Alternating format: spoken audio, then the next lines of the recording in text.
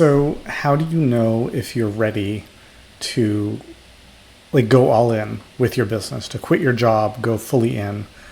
It's a really hard question that depends on a bunch of different things, right? Because there are the dogmatic answers, which are like completely hedge your bets and make sure that you've got, your cushion and emergency fund and everything covered, which is the safer, more responsible thing to do, certainly. And there's also the dogmatic answer of, if you're not all in, it's not going to go anywhere. You've got to burn the ships, jump in head first, etc. Which there's a certain romanticism to that perspective. And, there's also some truth to we move a lot faster and get a lot more done when there's more of a fire burning under us. But I think it's somewhere in between. I think, first of all, it depends a lot on your circumstances. So I was in much more of a position to say, burn the ships, go all in, because when I was starting in business, I was young. I didn't have a wife, I didn't have kids, I didn't have a mortgage, I didn't have any of those serious commitments. I had my rent that I had to pay every month. And so, some months were challenging to figure out where I'm going to pull that money from, but nothing like the responsibilities that I have today. So that's a factor.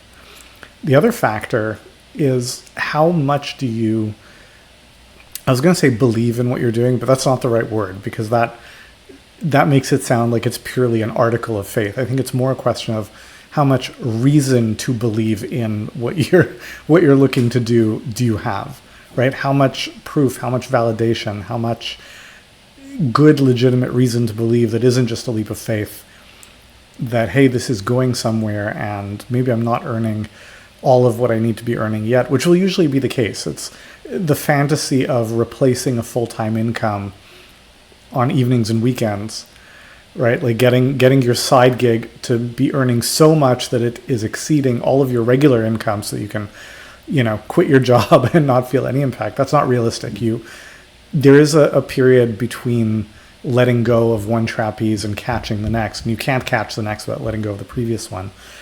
So, maybe your side gig is generating 20%, 30%, 40% of your income. You're like, I see the trajectory. I think I'm 3, 6, 9 months away and I can afford that. You want to do some of that calculation based on what reason do you have to believe, okay, this is working. I see the momentum.